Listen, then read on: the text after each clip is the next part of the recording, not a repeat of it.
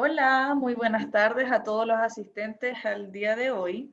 Les damos la bienvenida al conversatorio de la Facultad de Administración del área de Coaching, titulado Coaching Constructiva, con nuestro director del área, Sergio Aravena, y el expositor del día de hoy, Óscar Gamboa. Muy bienvenidos a todos. Recordarles que si tienen alguna duda, alguna consulta, la pueden ir escribiendo en nuestro chat de Zoom como en nuestro chat de Facebook. Y al finalizar la actividad y terminando el expositor de exponer, vamos a resolver todas las dudas y consultas que tengan. Muchas gracias y bienvenidos todos.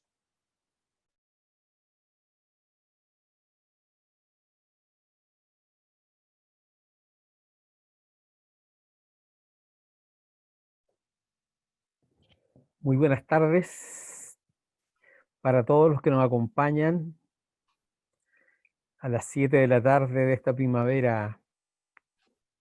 Muchas gracias por su tiempo, por su disposición, por su interés. Lo valoramos mucho. Esta es una instancia que el área de coaching de la Universidad UNEAC ha estado facilitando desde hace más de 4 meses, en un principio como destinatario a nuestros estudiantes y posteriormente, y con el fin de vincular la universidad con el medio, hemos extendido estos conversatorios a todas las personas interesadas en el coaching, en el desarrollo personal, en el desarrollo de las empresas. Así es que, primero que nada, agradecerle su presencia y su participación. Nos acompaña esta tarde un docente del área de coaching, profesor de la asignatura Metodología de la Investigación, que, que está dentro de la malla curricular del Magíster en Coaching Organizacional. Óscar Gamboa es psicólogo de la Universidad Católica, es un consultor con bastante experiencia en organizaciones. Hace poquito nomás estuvo ahí en el puerto de San Antonio y en realidad el título de la ponencia de hoy día es esto del coaching constructivista, digamos. Vamos a ver qué nos trae Óscar. ¿Cómo está, Óscar? Muy bien, Sergio, muchas gracias por esta invitación. Así que encantado de estar acá. Veo algunos rostros conocidos por ahí. No veo mucho los rostros, ¿eh? Veo ahí algún rostro, pero sí veo los nombres de varios conocidos. Por ahí hay algún coach constructivista también, que no somos muchos en cantidad, pero así que mucho gusto estar acá. Qué bueno. Oye, Óscar, antes de partir, digamos, cuéntame, ¿qué te decide en la vida a estudiar psicología? Oye, qué difícil pregunta para partir, ¿eh? Voy a tener que ser como el ministro de decir que esa pregunta la responde el subsecretario. ¿Eh?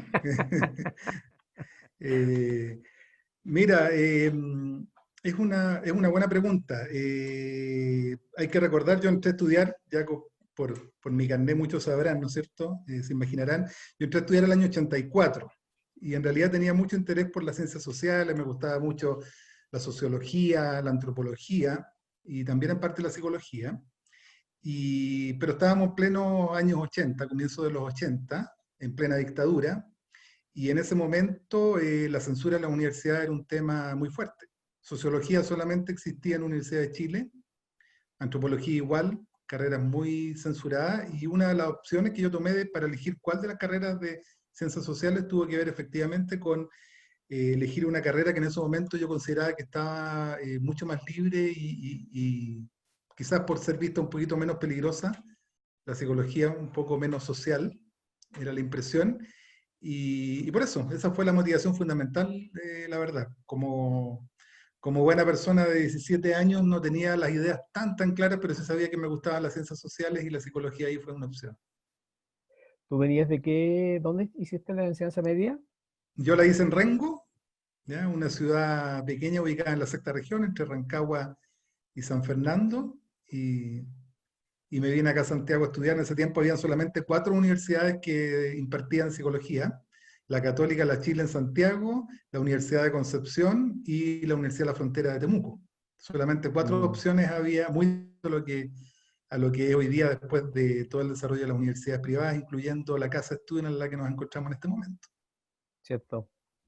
Lo que pasa es que como el lenguaje no es inocente, estas preguntas tienen que ver con que yo me remonto también a mi experiencia como orientador vocacional. Entonces, la pregunta era por eso, ¿qué te motiva?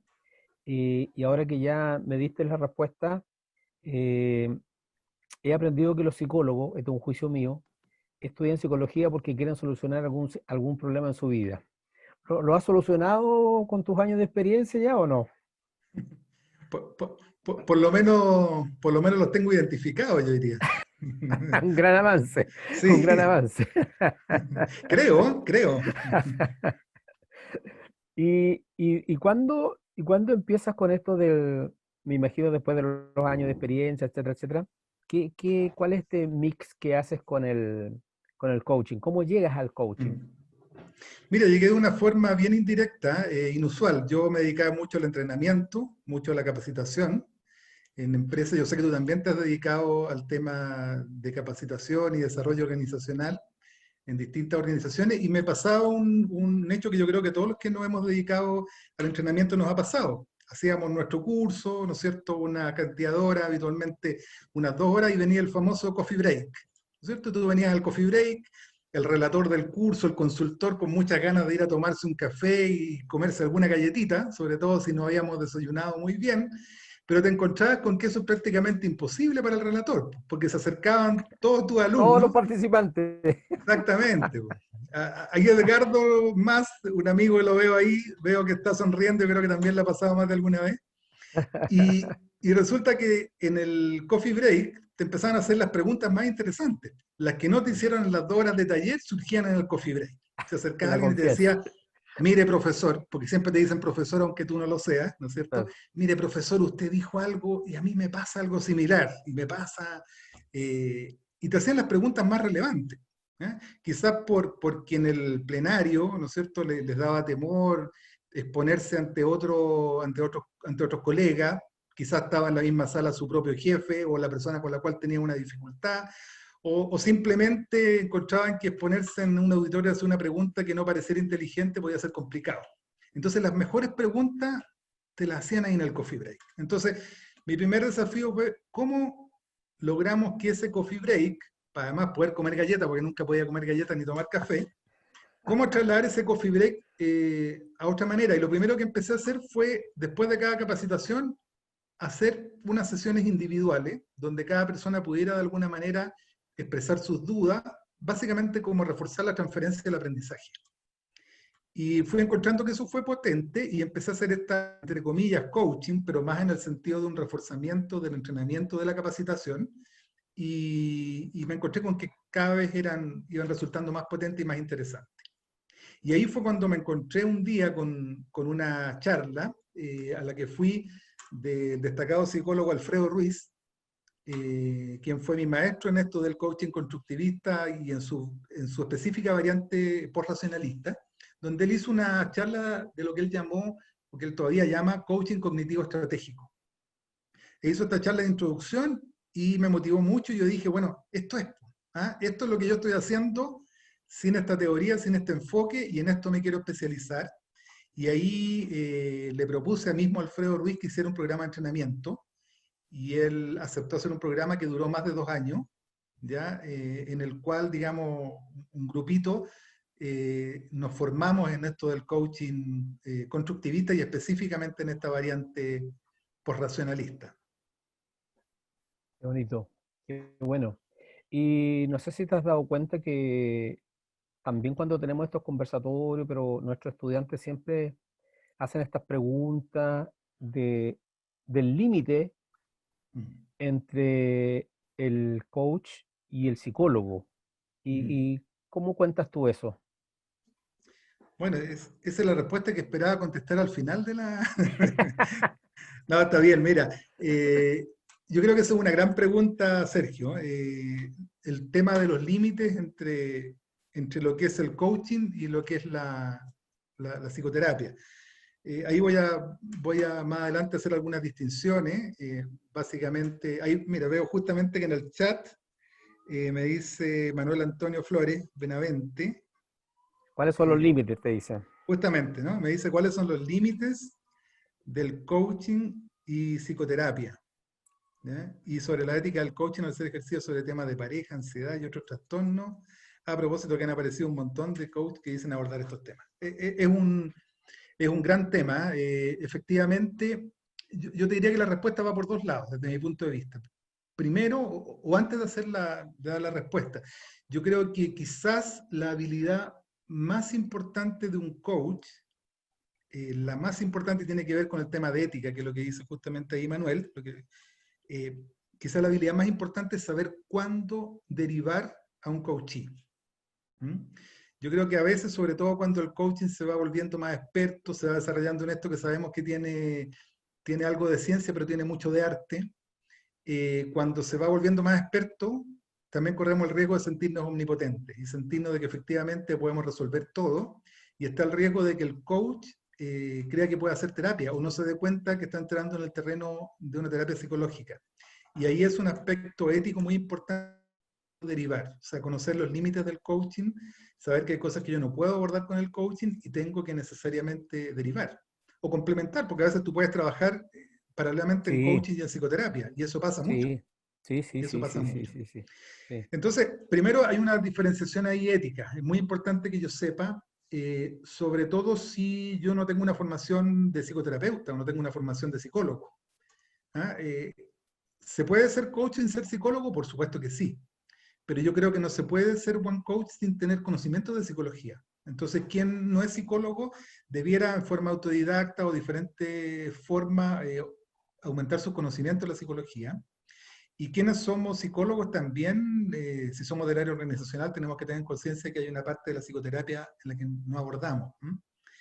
Manuel ahí dice, en la ética del coaching, al ser ejercido sobre temas de pareja, ansiedad y otros trastornos. O sea, efectivamente, la terapia de pareja es una terapia muy compleja y requiere mucha formación. No solamente ser como psicólogo, sino que específicamente formado en terapia de pareja. Entonces yo también me asusto un poco cuando escucho coaching de pareja, porque la terapia de pareja es compleja. Yo por lo menos me he hecho terapia de pareja, entonces sé y veo la maestría que tiene que tener una o un psicoterapeuta de pareja para lograr esa sensación de neutralidad, pero a la vez de compromiso con ambas partes de una pareja, para qué decir la terapia familiar. Súper, gracias. Bueno, partamos entonces con lo que traes, para darle un orden. Igual te podemos ir interrumpiendo, me imagino, haciendo preguntas. Por supuesto, eso yo creo que es lo más interesante es cuando, y el objetivo que nosotros tenemos en el coaching, ¿no es cierto? El objetivo del coaching es que hablar lo menos posible como coach y que sean los coaches los que desarrollen esto. Así que bienvenida a las preguntas. ¿Se está viendo la presentación, me imagino, Sergio? Sí, sí, sí, sí, sí. No, Perfecto. y ese color, pero fascinante, digamos, primaveral. Total. Es como, es como el color lila, ¿no es cierto? Eh, Como tú sabes que acá los que conocen Santiago, los que son de Santiago, no sé de dónde está toda la gente viniendo acá, de distintas partes, me imagino. Sabemos que la avenida Leodoro Yáñez, muchos la conocían como Las Lilas, y a la plaza Las Lilas lleva su nombre a que esa avenida está llena de jacarandá. Y los Claro, jacarandá, como tú sabes, tienen una floración de color lila, muy linda, por eso el Leodoro Yáñez fue conocido por mucho tiempo como la avenida Las las Lilas. lilas, claro. Bueno, comenzando o siguiendo con este conversatorio, lo primero que me gustaría es partir por algunas definiciones de qué entendemos por coaching, counseling y mentoring. Yo creo que son palabras que manejamos muchas veces, son cosas de las que hablamos habitualmente y cabe hacerse la pregunta si son lo mismo o no son lo mismo. aquí debo dejar claro que las diferencias de definiciones que hay son muchísimas, depende mucho del autor. Este es un área que tenemos en construcción, tanto el coaching como el counseling y mentoring. Por lo tanto, no voy a dar las únicas definiciones existentes, ni siquiera las mejores, sino que las que a mí más me gustan o más me acomodan. Entonces, comenzando por el coaching, hay una definición que yo creo que muchos de nosotros manejamos, que en general los coaches tomamos porque es una de las definiciones clásicas, que es la de Timothy Galway, quien dice que el coaching consiste en liberar el potencial de una persona para incrementar al máximo su desempeño. Consiste en ayudarle a aprender en lugar de enseñarle, dice Timothy Galway. Yo creo que ese es un tema clave. Cuando hablamos de coaching, nosotros no enseñamos, nosotros lo que hacemos es ayudar a aprender. Somos de alguna manera facilitadores. ¿Qué pasa en cambio con el counseling y el mentoring? El counseling o consejería, básicamente a mí me gusta entenderlo como aconsejar a una persona con respecto a qué debe hacer. Por lo tanto, se basa en el modelo de consultoría experta. Quienes conocen las definiciones, distinciones que hace Edgar Schein dice, hay diferentes modelos de consultoría y un modelo es el modelo de consultoría experta. Es un experto el que aconseja a alguien que es un aprendiz o alguien que no sabe tanto del tema. No es que sea malo el counseling, no es que sea malo aconsejar, pero es algo diferente del coaching. No es que tampoco dejemos de hacerlo, yo creo que todos hemos tenido experiencia haciendo coaching donde de repente nuestro coaching nos dice, oiga, pero ¿qué me podría aconsejar? ¿Qué podría hacer? Y si bien uno tiende a resistirse a eso, porque obviamente nos salimos del enfoque de coaching, muchas veces nos vemos obligados y a veces no está mal dar uno que otro consejo, es algo que hacemos. Pero en lo central, mientras en el coaching nosotros ayudamos a aprender, facilitamos, y básicamente a través de las preguntas, en el counseling es básicamente aconsejar. Y el mentoring, por otro lado, es la relación en la cual una persona más experimentada o con mayor conocimiento ayuda a otra, que obviamente tiene menos experiencia o menos conocimiento, que es una definición clásica de Boseman y Finney, ¿no es cierto? Que esto lo vemos mucho en las organizaciones cuando hay alguien que es muy experto en esa cultura y lleva experiencia ahí y ayuda a la gente a cómo comportarse, cómo manejarse dentro de esta cultura. ¿Y ahí cuál sería tu definición así cortita de psicoterapia? Mira, la psicoterapia básicamente también es un proceso de ayuda, corresponde con esto, pero donde más que liberar el potencial, que tiene que ver con las características más específicas del coaching, es donde yo quiero resolver algunos temas o quiero conocerme más en profundidad. Y de ahí que muchas veces con los enfoques de coaching más profundos, y pasa con el enfoque del modelo constructivista, y específicamente en su variante post-racionalista, las diferencias técnicas son bien sutiles. Solamente un experto podría distinguirlo. De ahí el peligro. Cuando tú trabajas en profundidad, muchas veces los límites son difusos, porque para hacer un buen coaching en profundidad, esa persona tiene que incrementar el conocimiento de sí mismo. Y por lo tanto, entramos muy cercano ahí. Okay. Luego, otra pregunta que nos podríamos hacer como para ir entrando en el tema del coaching constructivista es ¿qué modelos de coaching existen? Y yo creo que aquí me pueden ayudar todos los que están presentes porque hemos escuchado hablar, por ejemplo, apellidos tenemos muchos, ¿no es cierto? Coaching ontológico, coaching con PNL, coaching transformacional, coaching transpersonal, coaching primordial, coaching integral, orgánico. Coaching orgánico. No sé si por el chat ahí alguien tiene alguno... Fenomenológico. Fenomenológico. Y está la variante fenomenológica tradicional y fenomenológica hermenéutica, por ejemplo. Claro. En fin, tenemos muchísimos modelos de coaching, pero yo hice un ejercicio hace algunos años atrás, muy simple, de googlear en Google Scholar, ¿no es cierto?, en el Google académico, buscando papers por la categoría Coaching Psychology. Como yo vengo de la psicología y a mí me interesa la psicología del coaching, yo dije, ¿qué aparece? Y me aparecieron curiosamente dos modelos que son muy poco conocidos en nuestro país, que son menos famosos, que son el coaching cognitivo-conductual y el racional emotivo. Y antes de hacer esta presentación hice el ejercicio de nuevo. Yo dije, ¿qué ha pasado? Como este artículo lo escribí hace unos casi 10 años, dije, ¿ha cambiado algo? Y volví a hacer esta búsqueda y me apareció muchísimo, por eso lo pongo ahí con asterisco, el modelo de coaching basado en la psicología positiva. Ese quizás es el cambio que ha aparecido mucho googleando específicamente Coaching Psychology, es decir, Claro. la psicología del coaching. Ahora, el coaching cognitivo-conductual está inspirado en la terapia cognitiva de Beck y fue desarrollado básicamente por Mary Jo Ducharme de la York University. ¿Y qué postula? Postula básicamente que las creencias y las conductas erróneas pueden ser modificadas.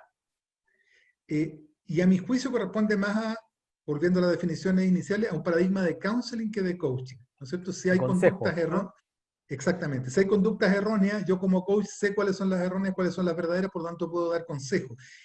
Y algo muy interesante que en un ejemplo de humildad notable, que pocas veces lo vemos, sobre todo en los ámbitos académicos, la misma desarrolladora de este modelo, Mary Jo Ducharme, ella dice en sus propios papers que no lo recomienda para situaciones que requieran un análisis más en profundidad. Eso me parece notable. Me dice, este es un modelo, ¿no es cierto?, que básicamente trabaja sobre las creencias y conductas erróneas que pueden ser modificadas, y si usted va a trabajar más en profundidad, no lo recomiendo. Utilice otro esquema. Y el segundo coaching mencionado es el racional emotivo, que es inspirado en la terapia racional emotiva de Ellis, desarrollado por Anderson, Sherin y Keiger de la Universidad de Guelph, y si bien incorpora las emociones, mantiene este paradigma de consejería experta. Es decir, es un poco más complejo, incorpora las emociones y no solamente las creencias erróneas, no es tan puramente racionalista, pero mantiene este paradigma de consejería experta. Ahora, yo quiero llevarlo acá a otro tema, que es modernidad y posmodernidad, que yo creo que es un contexto que también nos ayuda a distinguir por qué este coaching constructivista, postracionalista, con este nombre tan raro, y tiene que ver mucho con esta disyuntiva, ¿no es cierto?, o esta diferenciación de épocas entre la modernidad y la posmodernidad. En un esquema muy simple, ¿no es cierto?, podríamos decir nosotros que en la modernidad lo que la caracterizaba era esta concepción, o este concepto de progreso, de esta inevitabilidad de un avance positivo, un avance evolutivo de las sociedades hacia lo positivo, versus el contexto de la posmodernidad donde empieza a primar la impredictibilidad, ¿no es cierto?, donde sabemos ahora que el futuro es impredecible. ¿Para qué decir que...? Sobre todo ahora. Exactamente, muy bien, Sergio, estaba pensando en eso, o sea, ¿quién más claro, ¿no es cierto?, de tener que acostumbrarnos a lo impredictible que la incertidumbre, que lo que vivimos primero con la explosión social, ¿no es cierto?, que ahora muchos dicen que se veía venir, pero en realidad pocos lo sostenían antes, y lo que ahora tenemos en este contexto pandémico que efectivamente hace que muchas cosas se vuelven impredecibles, que tenemos que aprender a vivir con la incertidumbre. El paradigma de la modernidad tenía que ver con la exactitud, y con la posmodernidad empezamos a aprender que justamente, o paradojalmente, ser riguroso es asumir lo inexacto, que lo inexacto es parte, ¿no es cierto?, de nuestro mundo. Y mientras la modernidad era el reino de la razón, en la posmodernidad no solo se incorpora la emoción como relevante, sino que lo irracional pasa a tener un rol relevante, y entramos al paradigma de la complejidad, paradigma de los sistemas complejos donde nosotros nos movemos. De este mismo modo, la modernidad se caracteriza por el objetivismo, ¿no es cierto? Podemos contener una realidad más objetiva, donde en la posmodernidad empezamos a valorar el subjetivismo, y como dice Maturana, pasamos de un universo donde la realidad es una sola a un multiverso, donde cada uno de nosotros como personas construye su propia realidad y tiene su propia realidad. Otra distinción que me parece muy importante es la diferencia entre este concepto de la modernidad, donde existían estos mega relatos, que eran mitos explicativos de toda la realidad. En psicología particularmente, esto lo veíamos, por ejemplo, con el psicoanálisis. El psicoanálisis se plantea una forma de entender toda la complejidad de la psique humana, o el mismo conductismo, que también aborda, ¿no es cierto?, como un relato total y explicativo de la realidad psicológica. En cambio, hoy día, la posmodernidad es el reino de los pequeños relatos que se transforman más bien en fábulas, pero fábulas conscientes de ser fábulas. Por eso es que cuando yo les estoy hablando, les quiero hablar un poco, ¿no es cierto?, en esta introducción al coaching constructivista por racionalista, no es para pretender de que este es un nuevo relato, que es el mejor, no es el modelo de coaching a desarrollar, es solamente uno de tantos posibles, pero sí que es consciente de que solamente lo que Vittorio Guidano hablaba, una clave o una llave explicativa o interpretativa. Es una forma, un artefacto, la teoría son artefactos que nos permiten acercarnos a tratar de comprender la realidad de la psicología humana, pero que no la explican y nunca la van a poder explicar. Y finalmente, en la modernidad reinaba el paradigma empirista racionalista, Y hoy día en esta modernidad uno de los paradigmas que surgen fuerte, y que al que quiero entrar justamente, es el paradigma constructivista. Estaban preguntando ahí qué pasa con la espiritualidad. Gran tema. Bueno, la espiritualidad tiene que ver con muchas cosas. Primero tiene que ver con la especificidad del ser humano. En este paradigma entendemos de que cada coachí es único. Entonces, en ese ámbito, para algunos la espiritualidad, incluso la religiosidad, ¿no es cierto?, poniéndolo en un término más concreto, puede ser un tema tremendamente importante. La espiritualidad, nuevamente, como buen constructivista, tendría que ver qué estamos entendiendo por espiritualidad y cómo la construimos, pero efectivamente en nuestras diferentes formas de acceder a la realidad, esto constituye algo muy relevante también.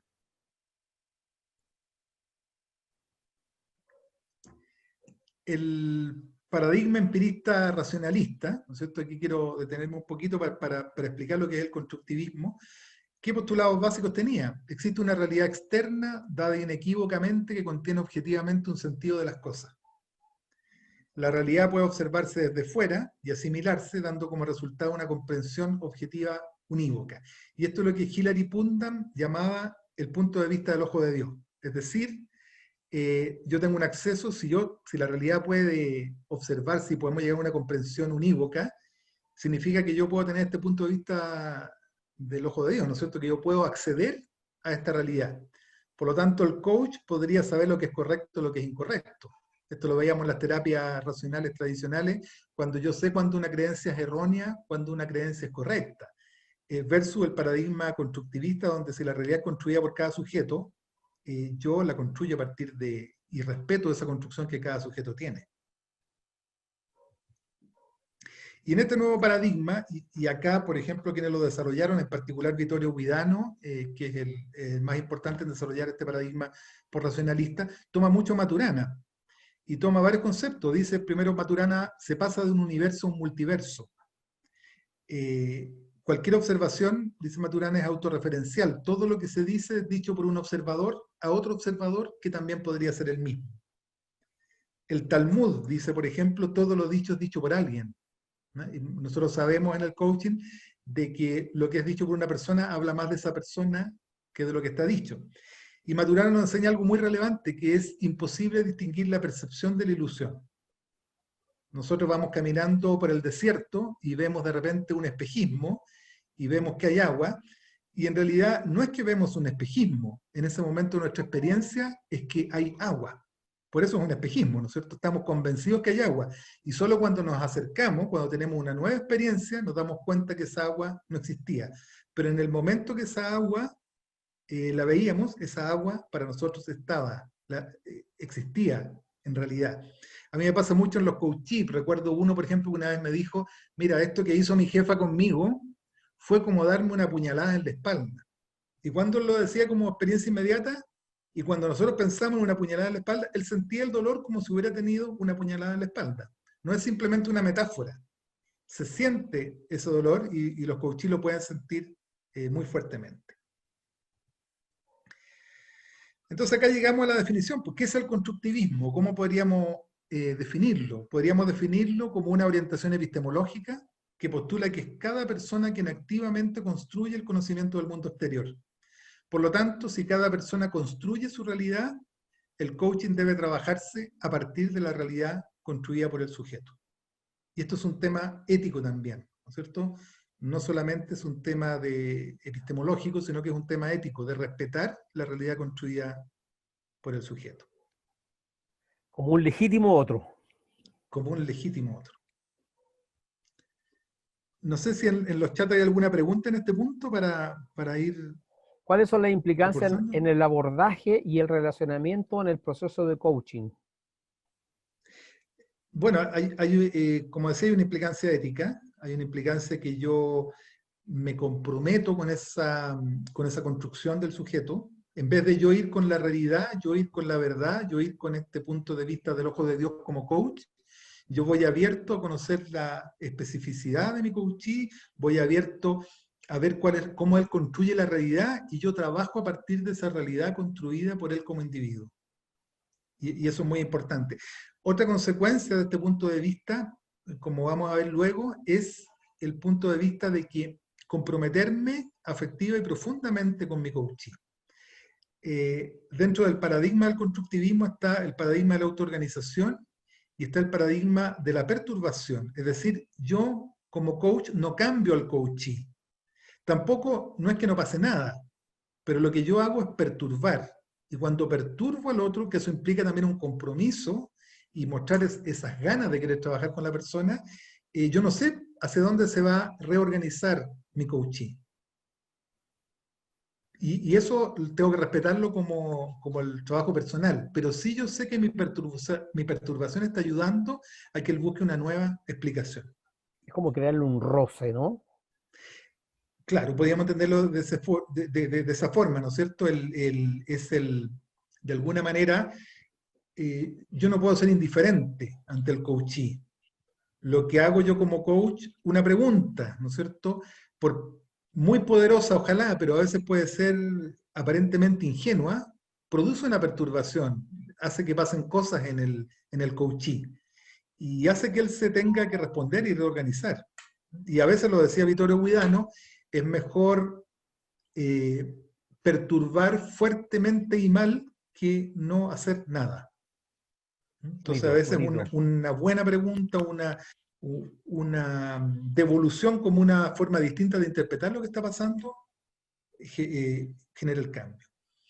Espérate, antes de Sí. avanzarte, alguien te decía, bueno, ¿qué diferencia tendría entonces con otros abordajes? Bueno, algo tú ya lo respondiste, pero si quieres enfatizar algo y después un comentario de Maximiliano dice, ¿cómo diferencio mi realidad de la del otro sin caer en una ilusión de realidad externa a mí? Perfecto. Muy buenas preguntas. Mira, la primera, con respecto a cómo se diferencia de otros, ¿Abordajes? sí, yo creo que hay, en algunos muy notorios, hay abordajes que son claramente en este paradigma empirista racionalista. Y son aquellos donde en el fondo el coach cree que tiene un acceso privilegiado a la realidad. Y teniendo este acceso privilegiado a la realidad, sea por la vía de la razón, sea por la vía de las experiencias, ¿no es cierto? Sabe lo que es correcto o lo que no es, o lo que es incorrecto para el coachee, o lo que es bueno o lo que es malo. Y este modelo coaching se diferencia radicalmente de eso, porque acá nosotros partimos respetando la realidad construida por cada individuo y trabajando sobre esa realidad. Yo diría que habría que ver en cada modelo en qué medida está en el paradigma racionalista empirista, o está más en este nuevo paradigma. Esa sería la diferenciación fundamental. Y con respecto a cómo diferencio, claro, una percepción de otra, cómo sé cuál es la mejor, cuál es la peor. En el trabajo en el constructivismo, en el modelo racionalista, nosotros trabajamos mucho con una metodología, una técnica que se llama la técnica de la moviola. Obviamente no vamos a tener tiempo acá porque es una técnica en la cual uno se entrena por años, pero ¿en qué consiste básicamente? Vittorio Guidano, muy aficionado al cine además, utilizó la moviola. La moviola era un dispositivo que existía antes de que estuviéramos en la era digital, donde tú podías ver una película y podías irla viendo cuadro a cuadro, ¿no es cierto? La película del cine. Entonces, es un símil a esto. Tú trabajas con el coachee, sobre todo cuando puedes trabajar en profundidad, en lo siguiente, pidiéndole que te cuente la película. Por ejemplo, hace muy poco estoy trabajando con un coachee que este coaching surgió a partir de lo siguiente, y es muy contingente a la pandemia. Su jefa le dijo que tenía que ir a trabajar en contexto pandemia, esto es en una institución pública, por lo tanto era tremendamente relevante, le dijo políticamente, de que existiera trabajo presencial. Él tiene un hijo con una situación de enfermedad que lo hacía que fuera riesgoso, pero sintiéndose muy comprometido, de todas maneras estuvo dispuesto a ir un día a la semana contribuyendo con esto presencialmente, a pesar de que le ocasionaba muchos problemas por tener su hijo enfermo. Su jefa, ¿no es cierto?, le dijo, mira, esto no puede ser, tú de alguna manera estás siendo súper poco comprometido, súper irresponsable, no estás siendo responsable con la institución, con la empresa, poniendo por encima tus intereses individuales con esto, y él quedó muy mal y por eso recurrió al coaching. donde él me dijo, mi jefa me hizo sentir, mi jefa me afectó. Y cuando tú trabajas con la moviola, trabajas en varias personas. Primero le dices, cuéntame la película, como si fuera una película. Y él dice, mira, me reuní con mi jefa vía Zoom, en estos tiempos actuales, y estuvimos conversando y ella me dijo tal cosa, y te hace un panorama, como un paneo, ¿no es cierto?, en una película. Y después Una tú le dices, sinopsis. ahora, exactamente, como un tráiler, como una sinopsis de esta situación. Y después le dice, concentrémonos, y ahí tú haces zoom in, zoom out, igual que si estuvieras trabajando con una película de cine. Dice, veámoslo en primera persona. ¿Qué te pasó a ti? ¿Ya? Olvidémonos de tu jefe, ¿qué fuiste sintiendo? Entonces, mira, yo me sentía muy feliz porque yo llegué, estaba motivado, incluso yo esperaba que me iban a decir, oye, qué buen trabajador eres porque tú estás, a pesar de tu hijo, poniendo un día de trabajo, y llega y me dicen esto y me sentí, pero terrible. Y ahí la pregunta, que es una pregunta muy constructivista, no es el por qué, porque el por qué te lleva a la explicación, sino que es el cómo que te lleva a la experiencia inmediata. Entonces ahí yo le pregunté, bueno, pero ¿cómo fuiste a sentirte mal? ¿Qué imágenes pasaron por tu mente? ¿Qué sentiste corporalmente? ¿Cuáles fueron? Y él dijo, no, me sentí como que era el tipo más profundamente descomprometido y más irresponsable que pisa la tierra. O sea, la opinión de su jefa lo definió. Y después tú empiezas a trabajar dentro de esta técnica en otra perspectiva, que es qué pasa, y tú le puedes decir incluso, mira, ¿qué pasa si esto que tú viviste, no lo viviste, sino que fue una película? Y tú la estás viendo, y quien estaba en tu lugar era un actor. Si miramos a esa jefa, mírala, lo que dice, cómo lo dice, ¿qué nos dice de cómo es ella? Y ahí él empieza a ver otras tonalidades, otras particulares, empieza a ver, ah, no, yo veo a alguien que está muy presionada, que está presionada políticamente, que quiere mostrar resultados, y empieza a ver otras características que lo hacen desapegarse o salir de la situación, entender la realidad construida por la otra persona, y ahí está donde intento dar la respuesta a la pregunta que hizo esta consulta, Maximiliano creo que se llama, de decir, ¿no es cierto?, entender el punto de vista de la otra persona, pero para eso hay que sacarse, y eso a muchos coaches les cuesta bastante, porque el ejercicio así parece fácil, pero hay gente que sigue con el ¿no es cierto?, me hizo sentir irresponsable. No, pero ¿qué pasa si la miramos a ella con independencia de ti? Y O sea, hay un es tercer, un ejercicio práctico de empatía, digamos, ¿ah? exactamente, y de salirte tú, ¿no es cierto? Porque hay muchos coaches que están muy apegados con la situación y siguen autorreferenciándose lo que les pasó. Si tú lo sacas Míralo desde el balcón. desde el balcón, como decíamos los que somos más viejos, Sergio, ahora se dice desde el dron. Ya, muchas gracias. Ahora desde el dron. Pues, Mauricio dice, pero independiente del tipo de coaching, la realidad creada siempre implica un miedo escondido o encubierto en el sujeto que es el que cuesta descubrir. Buen punto, buen punto. Vamos a llegar que este enfoque tiene mucho que ver con las emociones y con las emociones básicas. Y vamos a ver también que en algunos, en algunas, lo vamos a llamar que se llaman este modelo organizaciones de significado personal, efectivamente hay muchos coaches que organizan la forma de darle significado a su identidad y a su vida a partir del miedo, efectivamente.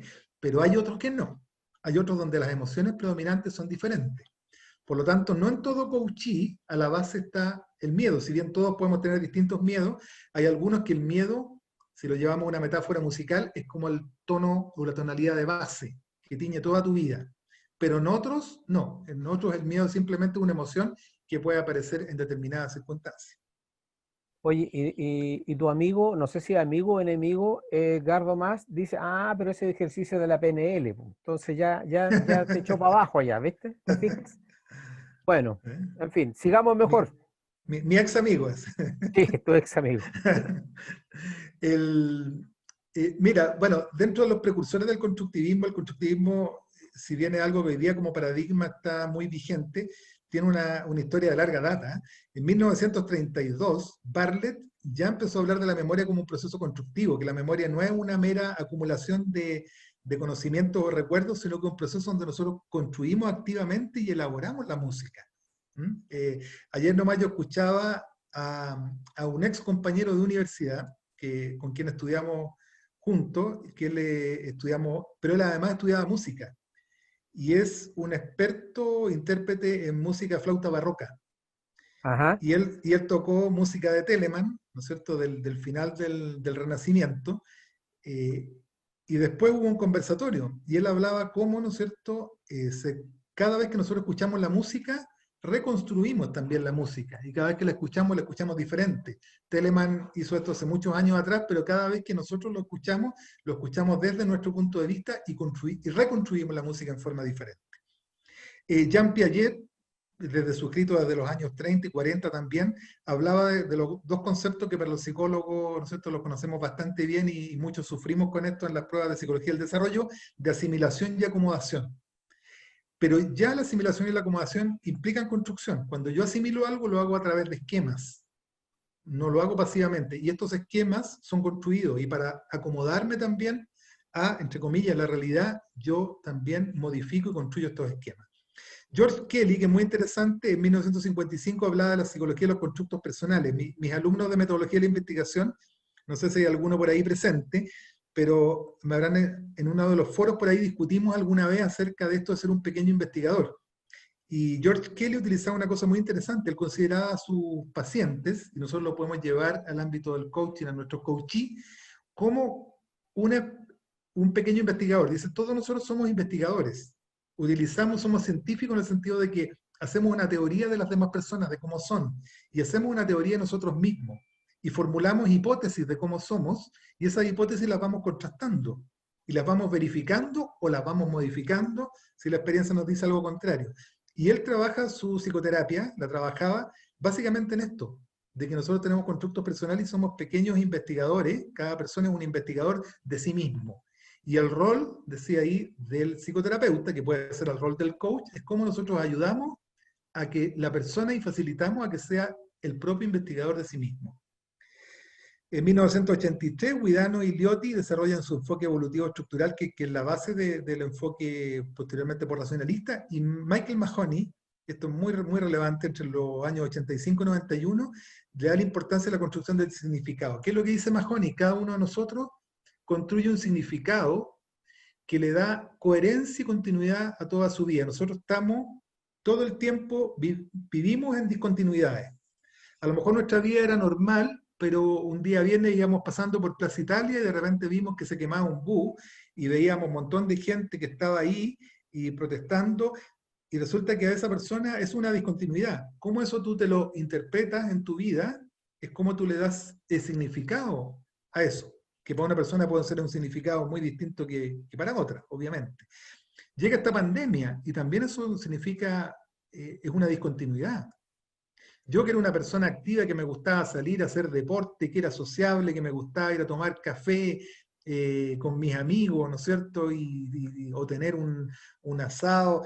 Resulta que ahora no puedo salir del confinamiento. ¿Cómo le doy sentido a mi imagen de mí mismo, que ya no puedo ser el mismo, que si era bueno para el carrete tengo que carretear por Zoom?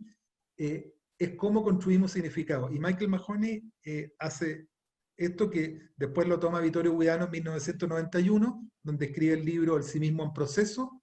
Hace una terapia cognitiva por racionalista, que es el punto de partida fundamental de este modelo de coaching. No sé cómo vamos en tiempo, Sergio. Nos quedan 10 para las 8. O sea, ¿Ya? 10 para una hora. 10 minutos más le damos. 10 minutos más, ya. Entonces, tú avísame, deténme para luego. Sí. Sí, porque quiero por lo menos introducir lo que es el corracionalismo. Dale. Sí, ¿qué es lo que hace Guidano? Ya habíamos dicho que toma muchas cosas de Maturana, que toma todos estos enfoques precursores del constructivismo, y en particular la teoría de los constructos, del significado personal, de que nosotros organizamos nuestro significado personal, y él toma más dos conceptos muy antiguos que habían sido formulados, mira tú, en el siglo XIX, a fin del siglo XIX, por William James en 1890, que habían sido solamente retomados por George Mead en 1934, y él los retoma, que están ahí abandonados, y le da mucha experiencia, que son The Experiencing I, que lo podríamos traducir no literalmente o más libremente como el yo que experiencia, y The Appraising Me, que es el mí que evalúa. ¿En qué consiste esto? Nosotros, cada día, Sergio, nosotros experimentamos o experienciamos diferentes cosas. Y ese es el yo, que tiene distintas experiencias. Pero además hay un mí, que es el que evalúa o que le da explicación a esto. Por ejemplo, voy a irme a la visión de todos nosotros, y a lo mejor puedo mirar los rostros que hay en este momento, y a lo mejor a alguien, ¿no es cierto?, le está pasando en este momento que se empezó a aburrir, y que está súper aburrido con esta charla. Entonces, eso es la experiencia, ¿no es cierto? A lo mejor alguien está en este momento bostezando, y eso es lo que nos pasa, lo que mi antiguo profesor de procesos afectivos decía, tiene el carácter pático de las emociones, ¿sí?, y de la experiencia, algo que me pasa. Eso es el yo que experiencia, alguien que en este momento bostezó. Pero después lo interesante es qué es lo que hace el mí que evalúa. Entonces, si mi visión de mí mismo es que yo soy una persona respetuosa, no es que esté aburrido, estoy un poco cansado, a lo mejor porque no dormí muy bien anoche. Pero sin embargo, si la forma de darme significado es diferente, yo voy a decir, oye, qué relator más aburrido este que está hablando de estas cosas raras del constructivismo y del postracionalismo. Y ahí vamos al plano de la explicación. La explicación que yo me doy es diferente a mi experiencia. Y lo que trabaja Guidano es cómo trabajar con la experiencia, lo que me pasa, volviendo a mi coachí, ¿no es cierto? El caso de mi coachí, cuando se sintió que era la persona más falta de compromiso por lo que le dijo la jefa, y la explicación que en esos momentos era muy contrastante con su imagen de sí, porque él iba esperando que le iban a felicitar porque era el trabajador más comprometido del mundo, que iba a entregar un día presencial, y resulta que le dicen justamente lo contrario, y se sintió absolutamente definido por la visión de la jefa. Y su explicación entró en crisis. Entonces, luego tú trabajas con él para que él tenga una nueva explicación, una explicación que sea más coherente. Y probablemente la explicación de él hoy día es más o menos así. Es decir, yo tengo una jefa que estaba muy presionada, que tenía que mostrar resultados, que tenía que mostrar gente, y por lo tanto que yo no estuviera, justamente porque soy comprometido y que pensaba que yo iba a estar, la desestructuró. Pero yo estoy poniendo en primer lugar a mi familia y básicamente a mi hijo, por lo tanto, yo esto no es que deje de ser responsable, yo soy responsable, pero sí me doy cuenta que parece ser que yo soy muy sensible a la evaluación externa, soy muy sensible a cómo los demás me ven y al juicio que los demás tienen de mí. Y eso es algo que yo puedo trabajar y que puedo mejorar para tener parámetros mucho más internos y más sólidos de qué es ser responsable y qué es ser un buen profesional, y no que me vea definido por lo bien o por lo mal que mi jefa me trate. Porque así como ahora me sentí responsable, cuando antes me encontraron bueno el trabajo, porque era de un ingeniero, se sentía el mejor ingeniero del mundo. Un aprendizaje transformacional. Así es. Si quieres, yo creo que ahí abrimos ya las preguntas. Bueno. ¿Puedes salir de la, sí, de la voy a presentación? dejar de compartir para poder verlo nada más. Eso.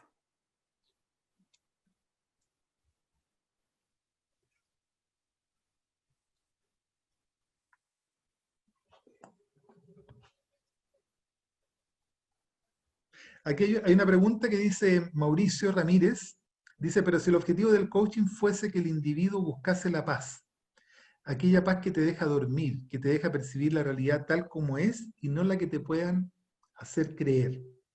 Es interesante lo que dice Mauricio, porque y ahí hay un tema muy relevante, el objetivo del coaching.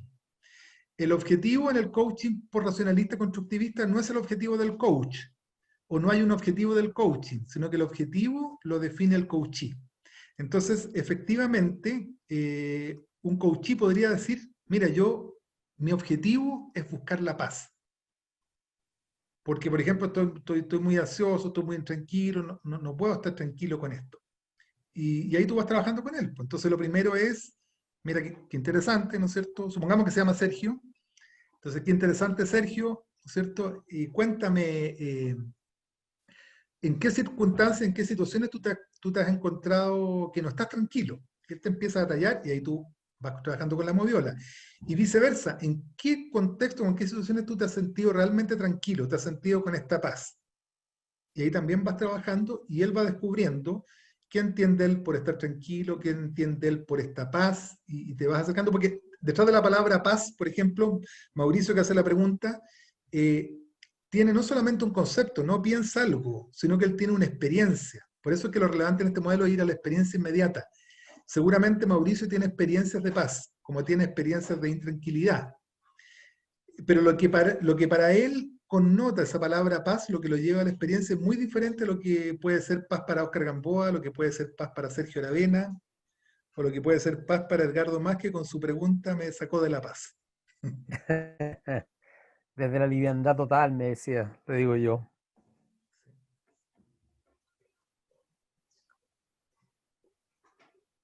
¿Y de qué manera en la práctica, hoy día mirándola en retrospectiva, piensas que te ha servido poner en práctica estos conocimientos para facilitar los procesos de coaching? O sea, me ha servido primero, Sergio, por justamente cuando tú tomas la orientación, que es fácil decirlo, pero no es tan fácil llevarlo a cabo, de estar absolutamente abierto a comprender cada realidad construida por cada coachee en su especificidad, porque en este modelo, así como en otros, tú tienes puedes identificar ciertas formas de organizar el significado personal, pero el error es tratar de entender esto como entidades absolutas, ¿no es cierto?, nomotéticas que definen cómo es una persona, como lo sería el DSM-3, DSM-4, DSM-5, esto que describen, ¿no es cierto?, diferentes psicopatologías, sino que el punto está acá en respetar la individualidad y la especificidad de cada persona. Cada individuo en sí es un mundo y construye un mundo. Entonces, eso te lleva, primero tiene un desafío que es muy interesante, que te mantiene la curiosidad, porque te mantiene entretenido, porque si los coaches fueran de 2 o de 3 tipos, y yo siempre los viera de la misma forma, sería Sería muy una lata. fome. Sería muy fome, claro. Pero cuando adoptas una postura constructivista y donde además respetas la especificidad de cada persona es un mundo y cada persona te sorprende. Y en cada persona tú no tienes un objetivo predefinido. Y en cada persona tú buscas el objetivo. Porque aunque fuera, ¿no es cierto? Como decía Mauricio, me gustó el ejemplo, ¿no es cierto? Buscar la paz. Aunque yo definiera, voy a hacer coaching solamente para buscar la paz. Buscar la paz de lo que dice, lo que espera Sergio, o entiende Sergio por paz, o lo que entiende Nelson por paz, o lo que entiende Yolanda, Gloria por paz, o lo que entiende Edgardo por paz, o Paulina por paz, o sea, cada uno de los que está acá presente, es un mundo de diferencia, es muy distinto. ¿Mm? Correcto.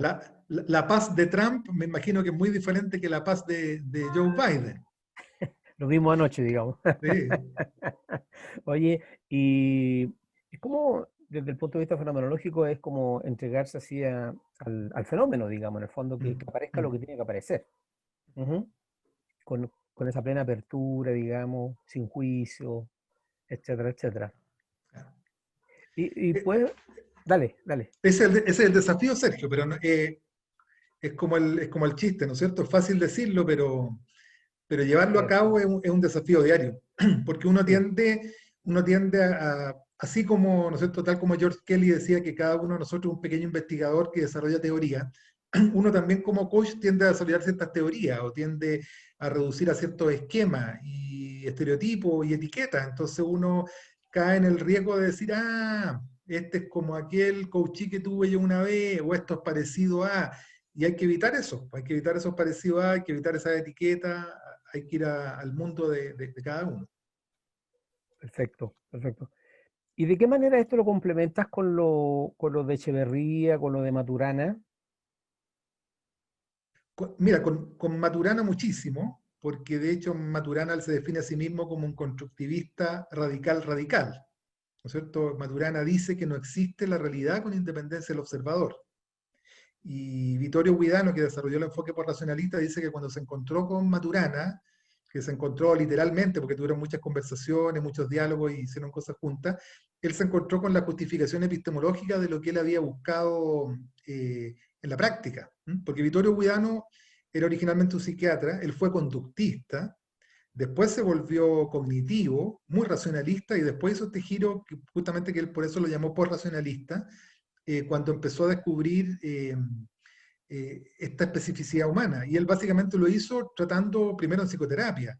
¿no es cierto? Viendo que, por ejemplo, quienes desarrollaban fobias tenían una forma particular de estructurar significado a su vida. Y ahí volviendo al ejemplo que daban del miedo, por ejemplo, efectivamente quienes han sufrido fobia tienden a estructurar el significado de su vida constantemente a partir del miedo. El miedo es la tonalidad básica. Pero él fue construyendo su teoría en forma absolutamente inductiva, ¿no es cierto? Viendo distintos casos y a partir de esos casos sacar su teoría. Y se encuentra con esta perspectiva desde la biología de Maturana y también desde la epistemología y le hace tremendo sentido porque dice, esto es lo que a mí me está pasando en la práctica, de ver que las personas están construyendo su propia realidad, pero acá está estudiado desde el punto de vista básicamente constructivo. Ahora con Echeverría tenemos un punto de vista, tiene algunas confluencias y algunas diferencias, ¿cierto? Obviamente ahí se trabaja mucho más desde la ontología, mucho más desde el lenguaje, hay un énfasis más bien en cómo construimos realidad colectivamente y a partir del lenguaje. El constructivismo radical va mucho más a cómo cada individuo construye su propia realidad. Ok. Dice Mauricio, imagínate en el mundo de los físicos teóricos y experimentales poder construir su propia teoría del universo. ¿Cuál sería la verdadera realidad? Sí, pues. Es interesante, yo he tenido científicos, ¿ya? Y he tenido científicos que son muy, de una forma de organizar el significado muy cercana a lo que podríamos decir más lo obsesivo y que tienen con mucha justificación. Pero al final tú descubres que en el corazón de todo está la experiencia inmediata. Está de todas maneras lo que le pasó detrás de toda esta teoría. Hay un epistemólogo muy destacado que se llamaba Imre Lakatos, e Imre Lakatos, con toda esta discusión de la epistemología ¿no es cierto?, que tenía que ver con cómo podemos distinguir el conocimiento válido de una mera creencia, o más complicado, cómo distinguimos, qué pasa cuando la creencia es correcta, ¿eh? Y cómo distinguimos una creencia correcta de una mera opinión.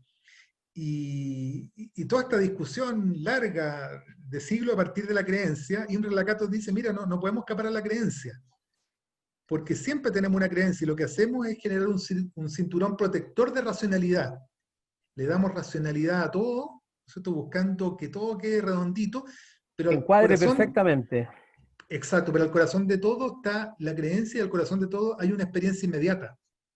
Entonces, efectivamente, por ejemplo, yo recuerdo con este científico, al final no importaba esta construcción racional, sino que lo central en el caso de él básicamente tenía que ver con relaciones, y ahí eso da para otro conversatorio que tiene que ver con la importancia de la teoría del apego.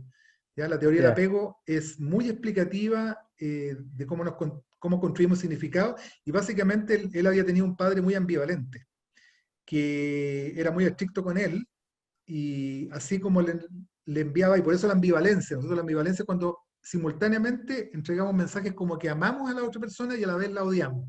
Él era tan estricto que este padre era como que lo hubiera odiado, ¿ya? Decía que, por ejemplo, era como haber hecho el servicio militar 17 años, porque lo hacía hacer la cama y dejaba caer una moneda, y si se arrugaba la sábana tenía que hacerla de nuevo. Pero por otro lado era tremendamente preocupado por él. Entonces le entregaba este mensaje constante de que lo odiaba y que lo amaba al mismo tiempo. Y ese era su tema. Y no era la teoría de la física, no era, ¿no es cierto?, toda esta racionalidad que él tenía tremenda, sino que su gran tema era cómo salir de esto y cómo ser una buena persona. Desde esta perspectiva, ¿existiría el juicio de realidad o no? ¿O todas las realidades son válidas? La pregunta del millón. La pregunta del millón. Esa de Manuel Flores. Manuel Flores, él es post-racionalista. ¿Eh? Yo lo conozco a Manuel. Él es post-racionalista, así que esas preguntas va a ser como el ministro de Salud entregársela al subsecretario. Bueno, es un gran tema. O sea, nosotros trabajamos con la realidad de cada persona. Todas las realidades son válidas. Lo que pasa es que hay realidades, o más que realidades, hay explicaciones. Recuerden que en este momento nosotros trabajamos con la experiencia inmediata. ¿Qué es lo que me pasa? Esto ya les di el ejemplo. Me estoy aburriendo en esta charla, en este conversatorio. ¿Qué es lo que me pasa que me estoy aburriendo? ¿Pero qué es lo que me pasa unido a la emoción, ¿no? Correcto. ¿Qué me pasa? La experiencia es básicamente emocional, pero después viene qué explicación le doy a esto. Y la Fenómeno de explicación explicación. puede ser muy diversa, ¿no es cierto? Entonces, claro, puede haber distintas realidades, pero hay explicaciones mejores que otras. Siempre somos explicación, ¿no es cierto? Pero hay explicaciones mejores que otras. Entonces, por ejemplo, vuelvo a al ejemplo de este coachí que yo tuve, ¿no es cierto? Y que estoy teniendo todavía sesiones con él. Él tenía una explicación de sí mismo, y esta explicación de sí mismo es el que él era un trabajador tremendamente responsable y comprometido, y además un muy buen ingeniero. Y le pasa esto que la jefa, a quien él respetaba, le dice que es alguien tremendamente descomprometido e irresponsable por solamente estar yendo un día a trabajar presencialmente. Claro, Y se le desarmó su explicación. claro. Se le desarmó su explicación, ya no sabía cómo explicarse. Y lo que está haciendo ahora con el ejercicio de ver, entender qué le pasó, entender por qué la jefa le dijo lo que le decía la jefa, es decir, entender esta otra realidad. Y en tercer lugar, además, entender, y esa es la comprensión más profunda, de que él darse cuenta que es una persona sensible a la evaluación externa, porque así como cuando la jefa le dijo que era irresponsable, él se sintió irresponsable, Ahora se asimismo, siente, claro, asimismo, y esto es lo interesante, él empezó a recordar ahora otras situaciones cuando una vez le habían encontrado muy buen informe y él se sintió el mejor ingeniero del mundo. No un buen ingeniero, el mejor ingeniero del mundo. Mejor que todos los de la NASA, porque le ya, habían encontrado fantástico su trabajo. Entonces dijo, ojo, y esto es el aprendizaje más profundo, ¿no es cierto? Yo soy muy sensible a la evaluación externa. Soy sensible en lo negativo de lo que me dijo la jefa, pero también soy demasiado sensible a las cosas positivas. Tengo que equilibrarme y desarrollar mis propios parámetros internos. Entonces, no es que haya, y ahí respondiendo o tratando de responder la pregunta de Manuel, no es que haya una realidad mejor que otra, una más válida que otra, pero sí hay explicaciones que para el individuo son mejores que otras, porque le mantienen este sentido de continuidad en el tiempo, de que soy el mismo individuo y de que soy el individuo que tiene que coincidir con mi autoimagen, como yo me veo a mí mismo.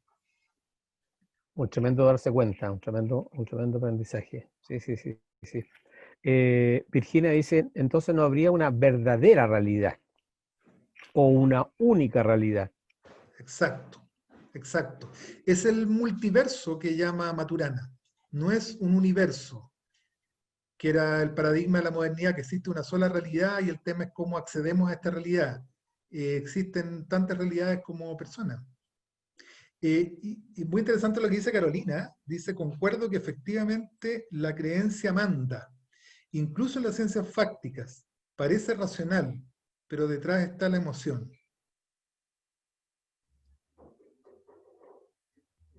Somos seres emocionales, Mm, mm. al final. Mira, veo ahí también, Sergio, que dentro de quienes están acá presentes está Yolanda Gloria. Yolanda Gloria, ella nos está viendo desde Brasil y ella es una experta en Foucault. Ella es una postdoctorada en filosofía, experta en Foucault. Y a uno también ahí podría preguntarse desde este paradigma, ¿no es cierto? ¿Cuál habrá sido las experiencias inmediatas que habrá tenido Foucault que le llevan a ver todo como una sociedad de vigilancia, de control, de escribir, vigilar y castigar? Esa es una pregunta para un conversatorio que podríamos hacer con Yolanda Gloria más adelante. Qué buena, qué buena. Saludos entonces, Yolanda, desde Chile, desde Santiago de Chile. Oye, bueno, Virginia comenta ahí teoría compleja, el contexto histórico. Sí, el contexto histórico es muy importante. El contexto histórico también social en el que nos movemos y también individual. ¿Ya? Hay un destacado psicólogo constructivista que él comienza, Cuando hablas de individual, todo lo que traemos de la familia, ¿eso? exacto, Ujú. exacto, de historia, primero la historia familiar, que eso te marca mucho. Cuando tú me preguntaste cómo me motivé a estudiar psicología, yo no pude evitar mencionar que yo venía de Rengo. Eso es un aspecto muy importante en mi historia de vida. Claro, claro, claro. Y también no solo la historia familiar, sino que pues más específicamente la historia de cada sujeto. Robert Niemeyer es un psicólogo, constructivista también, de una perspectiva no por racionalista, pero constructivista, y él comienza todas sus terapias o todo su trabajo con una pregunta muy simple pero muy potente. Dice, si tu vida fuera un libro, ¿cuáles serían los nombres de sus capítulos? ¿Ya? Una pregunta que parece muy ingenua, muy simple, pero que es tremendamente potente. Yo la he utilizado en algunos de mis coaching, porque primero te lleva a la persona a ver, y tú te ves cómo construye la narrativa de su propia vida. Te establece luego las continuidades y discontinuidades también de su vida, porque al tener que nombrarlo en capítulos, tiene que hacer separaciones. Entonces hace ciertos quiebres o pone ciertos hitos.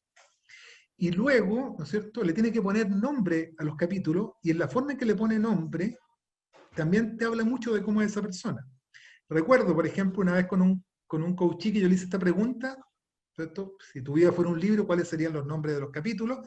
Y es una pregunta además que invito a cada uno de los participantes de este conversatorio a hacerla y respondérsela a sí mismo y después reflexionar. Y él me decía, mira, primer capítulo, mi primera decepción. Segundo capítulo, mi segunda decepción.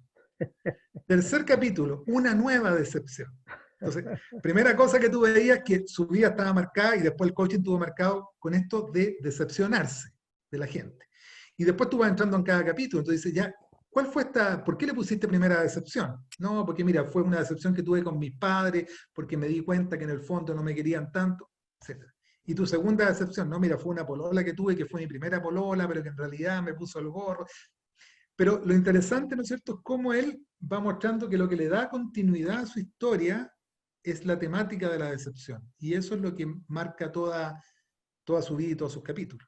Entonces, la historia es importante, por supuesto, el contexto es diferente hacer coaching acá que hacerlo en otro país, es diferente hacerlo en el contexto de pandemia, no solo por los medios que lo hacemos vía Zoom, sino que por lo que están viviendo las personas, ¿no es cierto? ¿Cómo se amplifica el miedo, por ejemplo? Aquellas personas que el miedo era importante en un contexto de pandemia, hoy día te encuentras con que está muy fuerte, o el síndrome de la cabaña, ¿no es cierto? Que cuando yo ya me acostumbré a estar dentro de mi casa, ahora ya no quiero salir. Quiero salir, claro, claro, claro. Sí. No está detrás de la emoción, sino la ambición, otra realidad. Correcto. Interesante lo que dice Mauricio. Lo que pasa es que la ambición también podríamos definirla como una emoción. ¿Cierto? Antes hablábamos del miedo y ahora sí. hablamos de la ambición. Libremente podríamos mencionarlo y podría ser una temática. Una temática. Y me he encontrado con gente con que, a ver, la ambición la encontramos mucho en el coaching, porque efectivamente la ambición en el positivo sentido de la palabra también, ¿no es cierto? Yo quiero tener ciertos logros, quiero avanzar en mi carrera profesional, quiero darle un giro a lo que estoy haciendo. Hay mucho de eso. Hoy día yo me estoy encontrando con mucho coaching de vida. ¿Ah? Mucha gente que llega porque dice, este contexto de pandemia me remeció, me hizo cambiar todo. Ya no sé si quiero seguir trabajando 45, 50 horas, 24/7, porque antes estaba acostumbrado, lo veía como natural. Ahora que estoy trabajando menos, le estoy encontrando valor.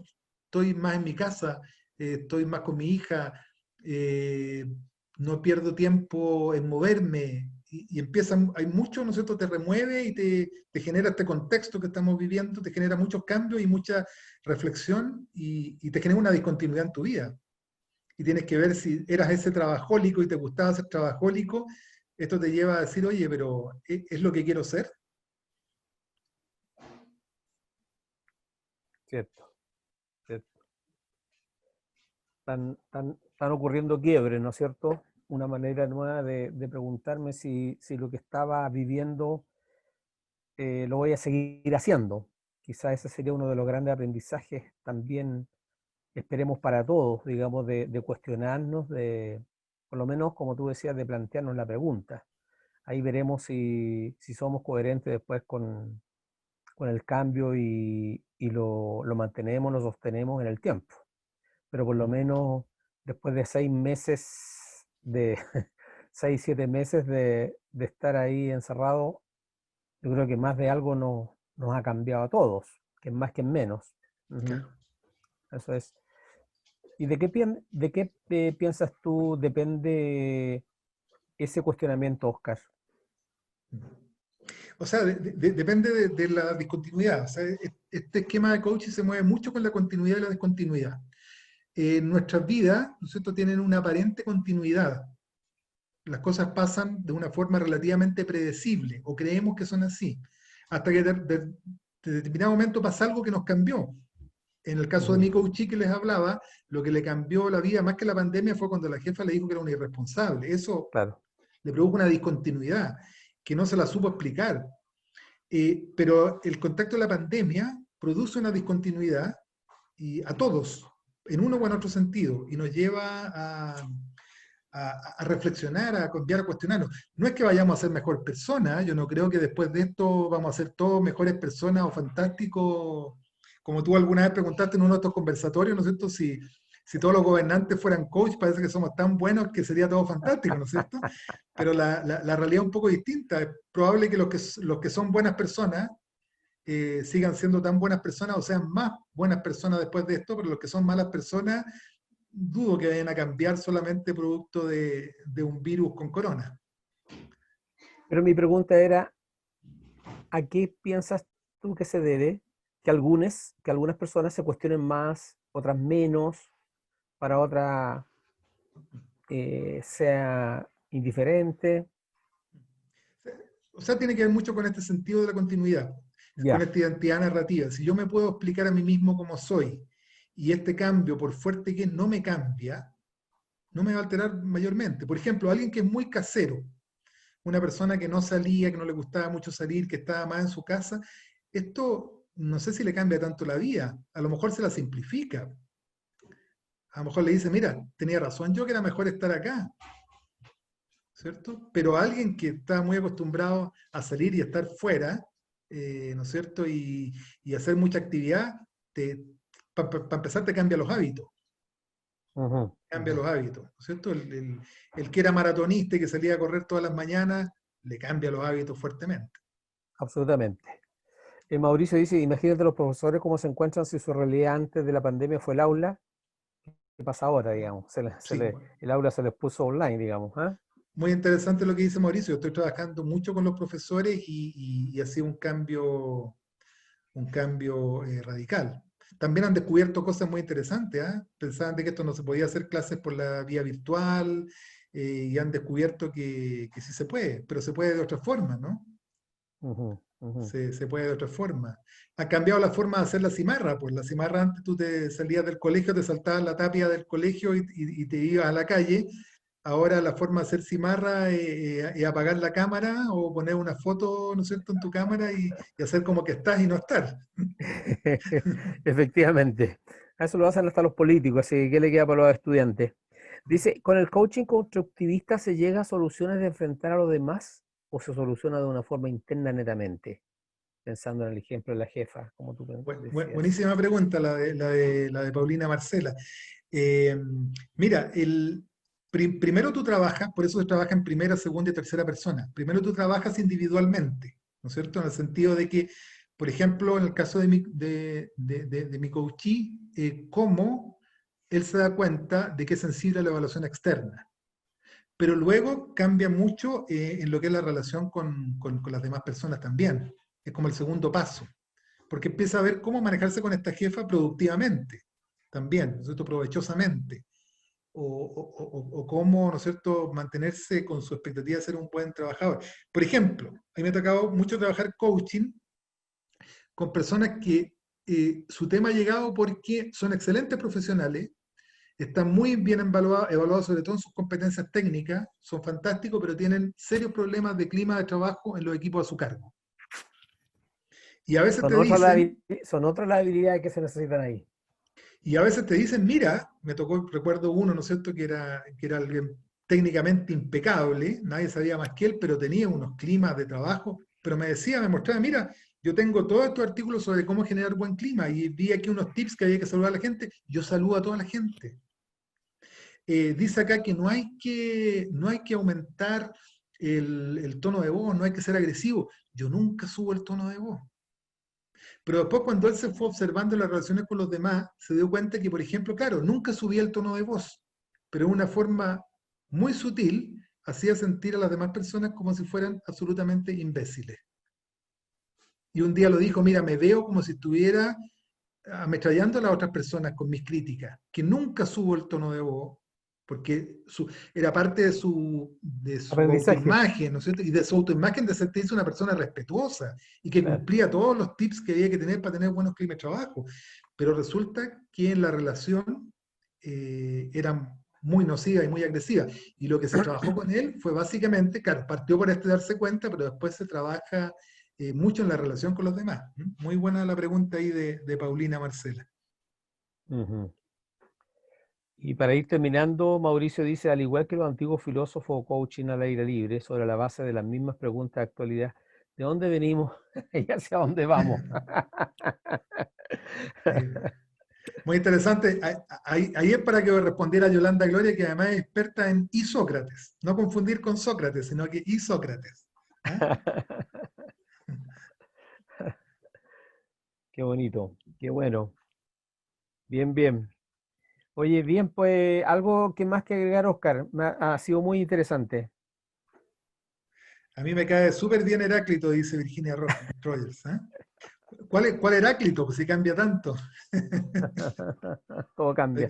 Sí, pues, no, pues ahí podemos terminar con un chiste de Heráclito. Pues, ¿eh? Cuando Heráclito, ¿no es cierto? Cuando su mujer le dice a Heráclito, le dice, Heráclito, pero vamos a ir de vacaciones de nuevo al mismo río. Y Heráclito le dice que no es el mismo, no es el mismo. Nunca va a ser el mismo, nunca te vas a bañar en el mismo río.